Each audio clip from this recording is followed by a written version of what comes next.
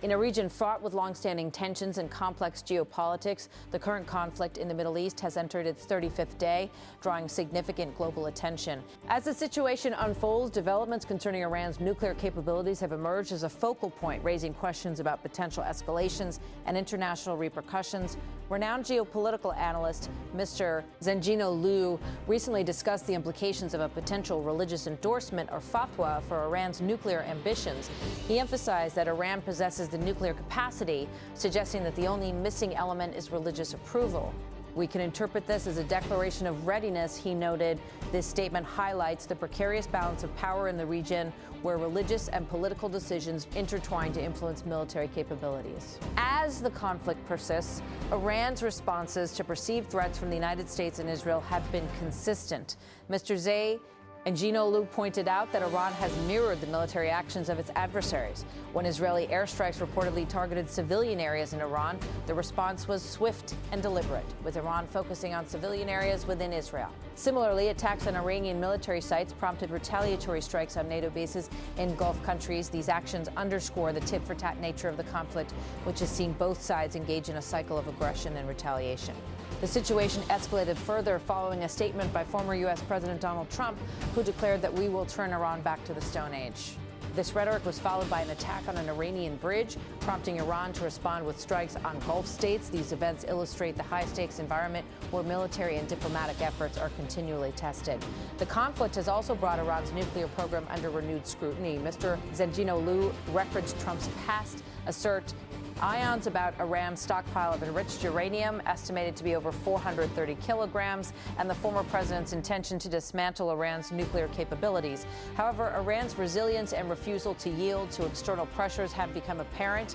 As Mr. Zenginoğlu noted, the situation presents a complex narrative where Iran emerges not defeated and not compelled to negotiate, challenging the narratives put forth by the U.S. and its allies. In response to these developments, Mr. Gündoğdu, another expert in the field, expressed skepticism about the likelihood of a nuclear conflict. He argued that the situation remains largely rhetorical, with both sides using threats as leverage rather than concrete action. This is a deterrent, he stated, emphasizing that while Iran's nuclear advancements are significant, the strategy and capability to execute a nuclear attack are not yet in place. Gündoğdu highlighted the strategic use of rhetoric in international politics, where nations often engage in a high-stakes game of brinkmanship without crossing the line into open conflict. He pointed out that Iran has effectively utilized this approach, responding with equal resolve whenever faced with threats from the U.S. or Israel. This calculated response aims to preserve Iran's strategic interests while avoiding direct confrontation. Moreover, Gündoğdu stressed the importance of global perceptions in shaping the conflict's trajectory. He argued that European nations, particularly the European trio of Germany, France, and the United Kingdom, have expressed reservations about engaging in the conflict. Spanish Prime Minister Pedro Sánchez, for instance, has explicitly stated that his country would not participate in the conflict. This reluctance to intervene underscores the nuanced dynamics of international alliances, where strategic interests and diplomatic considerations often outweigh military interventions. As the situation evolves, the interplay between global powers and regional actors remains a critical factor in determining the conflict's outcome. While the rhetoric surrounding Iran's nuclear program continues to dominate headlines, the reality on the ground is shaped by a delicate balance of power, where diplomatic negotiations and strategic posturing play pivotal roles. Mr. Zenginoğlu also addressed the broader implications of Iran's nuclear aspirations. He cited Trump's past remarks that framed Iran as a nuclear threat to the world, with the U.S. and Israel positioning themselves as global saviors. This narrative has been central to garnering international support for their actions in the region. However, the ongoing conflict has exposed the complexities of building a unified front against Iran, as evidenced by the lack of consensus among NATO members and other international actors. The recent developments underscore the multifaceted nature of the Middle East conflict, where historical grievances, religious considerations, and geopolitical interests intersect. As the world watches closely, the potential for escalation remains a pressing concern, with the outcome likely to have far-reaching implications for regional stability and international security. In this volatile environment, the role of diplomatic engagement and dialogue becomes increasingly crucial. As experts continue to analyze the situation, the focus remains on finding pathways to de-escalation and conflict resolution. The stakes are high, and the decisions made in the coming days will undoubtedly shape the future of the Middle East and its relations with the global community. In the coming sections, we will delve deeper into the strategic considerations driving the actions of key players in the conflict, examining the potential consequences of their decisions and the prospects for peace in this troubled region. In the volatile landscape of the Middle East, the ongoing conflict has now reached its 35th day, capturing global attention and raising concerns over potential nuclear escalations. The situation is compounded by discussions surrounding Iran's nuclear capabilities, particularly the need for a religious endorsement or fatwa to proceed with nuclear ambitions. Geopolitical analyst Mr. Zenginoğlu emphasized Iran possesses the nuclear capacity, suggesting that the only missing element is religious approval. We can interpret this as a declaration of readiness, he added, underscoring the precarious balance of power where religious and political decisions significantly influence military capabilities. As tensions continue, Iran's responses to perceived threats from the United States and Israel have been characterized by reciprocation. Mr. Zenginoğlu noted Iran has mirrored the military actions of its adversaries. For instance, when Israeli airstrikes reportedly targeted civilian areas in Iran responded by focusing on civilian areas within Israel.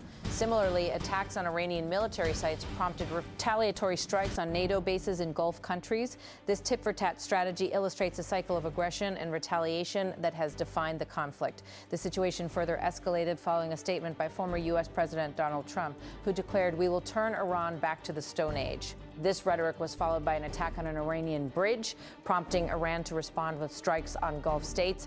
These events reflect the high-stakes environment where military and diplomatic efforts are continually tested.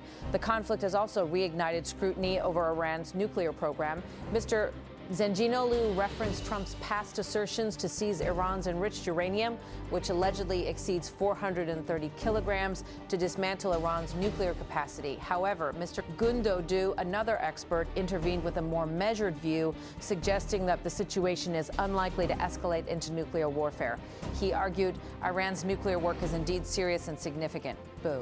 He doubted Iran's capability or intention to execute a nuclear strike.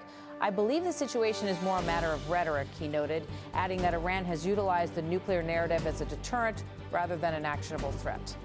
Mr. Gündoğdu pointed out that the narrative surrounding Iran's nuclear ambitions has been largely shaped by the U.S. and Israel, focusing on existential threats to justify potential preemptive strikes. He explained Iran does not have a nuclear attack capability or strategy, emphasizing that while Iran's nuclear advancements are notable, they do not translate into a concrete threat. He cautioned against interpreting Iran's statements as intent to engage in nuclear conflict, suggesting instead that they serve as a strategic deterrent.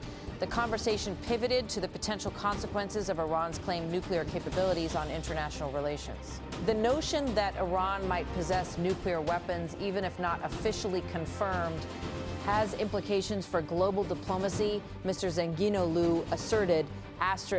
This letter strengthens Trump's position, as it seems to validate his claims. The revelation that Iran might be ready to pursue nuclear capabilities could galvanize support for U.S. and Israeli actions against Iran, potentially justifying a broader military response. However, Mr. Gündoğdu countered that unless Iran's rhetoric translates into concrete actions, it remains unlikely to sway international opinion dramatically. He explained, as long as statements do not turn into actions, they are not binding, noting that European countries, particularly the UK, France, and Germany, have maintained a cautious stance, refusing to support military engagement based solely on rhetoric. The debate also touched on the internal dynamics within Iran, particularly the potential lifting of a religious ban on nuclear weapons by Mujtaba Khamenei, son of Iran's supreme leader Ali Khamenei, while a formal fatwa has not been issued. The prospect raises questions about internal consensus and the potential for policy shifts. Mr. Gündoğdu highlighted that any such decision could deepen internal divisions within Iran, stressing the importance of maintaining national unity in light of external pressures. He concluded by emphasizing the strategic use of rhetoric as a means of deterrence, asserting Iran has successfully used rhetoric to create a deterrent effect, matching Trump's bold statements with equal resolve. The ongoing conflict, he argued, remains a complex interplay of military strategies, diplomatic maneuvers, and geopolitical narratives, with Iran's nuclear discourse serving as a pivotal element in shaping the regional power dynamics.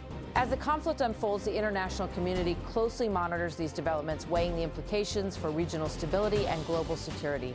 The potential for escalation remains a